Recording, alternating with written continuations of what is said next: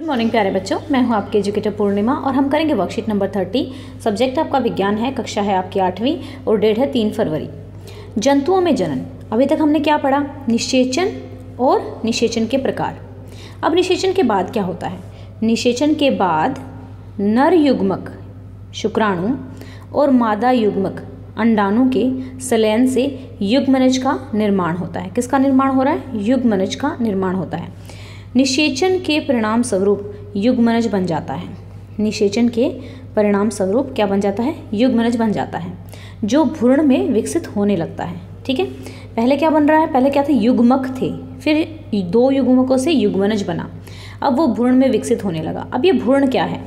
युग्मनज क्या होता है? एक सिंगल सेल होता है। ठीक है, पहले क्या हुआ? एक तो स्पर्म और ये ओवम, ये दोनों अलग अलग सेल थे, सिंगल सेल थे। अब यहाँ पर ये क्या हुआ? दोनों हैं तो ये दोनों सेल, लेकिन ये सिंगल सेल बन गया यहाँ पे जाके।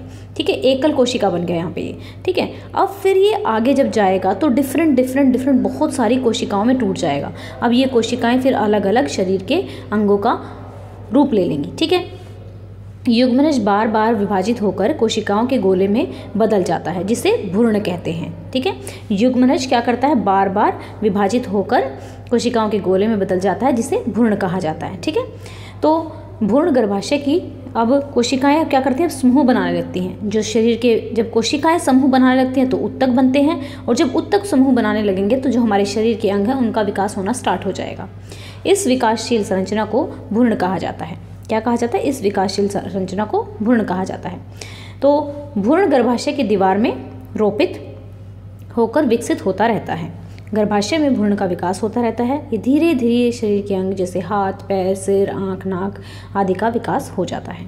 भ्रूण की वह अवस्था जहाँ पर शरीर के सभी अंगों की पहचान होने लगती है, गर्भ कहलाता है। ठीक है, जब गर्भ का विकास पूरा हो जाता है तो नवजात शिशु का जन्म होता है, छोटे बच्चे का जन्म होता है। ठीक है, तो यहाँ पे देखेंगे युग्मनज में कोई अंग नहीं होते, यह एकल कोशिका है और जनन की शुरुआती अवस्था है।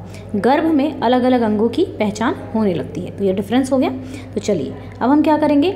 मादा के किस जनन अंग में भ्रूण का रोपण होता है? मादा का जो गर्भाशय होता है उसमें क्या होता है? उसका जो बच्चा होता है उसका रोपण होता है।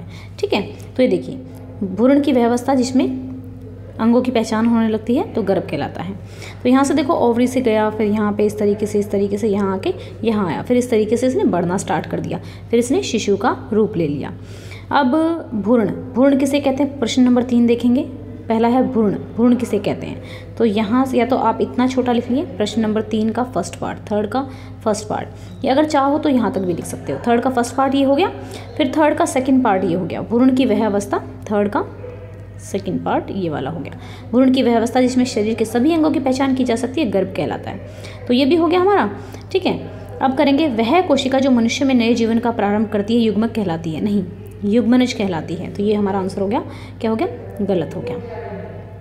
ठीक है, अब निषेचन के बाद अंडाणु एक पूर्ण एकल कोशिका में बदल जाता है। हाँ, अंडाणु और शुक्राणु दोनों मिलकर एकल कोशिका में बदल जाता है, जिसको युग्मक कहते हैं। ठीक है, ये ठीक है। निषेचन के परिणाम स्वरूप एक युग्मनज बनता है? नहीं, युग्मक बनता है। ठीक है, यहाँ पे लिखा हुआ है ना युग्मनज ही बनता है। निषेचन के परिणाम स्वरूप युग्मनज बनता है। शुरू में वो युग्मनज होते हैं, युग्मक होते हैं और युग्मनज बन जाता है। बिल्कुल ठीक है, इंग्लिश में ये उल्टा दिया हुआ है। नेक्स्ट है एक भ्रूण एक एकल कोशिका से बनता है? नहीं, एक भ्रूण एकल कोशिका से नहीं बनता, ये भी फॉल्स है। ठीक है, अगर आप देखेंगे ये भी गलत है, और यहाँ पे ये भी है, ये भी हमारा क्या है? ये भी गलत है, क्योंकि यहाँ पे युग्मनज आना चाहिए था। ठीक है, निषेचन के बाद अंडाणु एक पूर्ण कोशिका में बदल जाता है, ये ठीक है और ये ठीक है। ये दोनों ठीक हैं और ऊपर वाले दोनों फॉल्स हैं। तो ये हो गई हमारी आज की वर्कशीट। होप आपको अच्छे से समझ में आ गई होगी।